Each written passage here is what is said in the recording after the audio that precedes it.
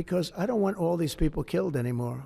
I'm looking at people that are being killed, and they're Russian and Ukrainian people, but they're people. Doesn't matter where they're from on the whole planet. And I think I have the power to end this war.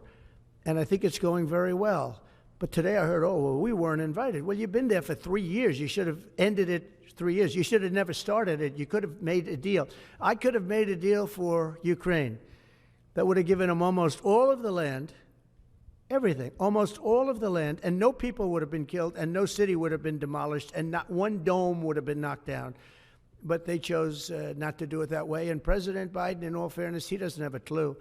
What he was so bad for this. He was so bad, so pathetic.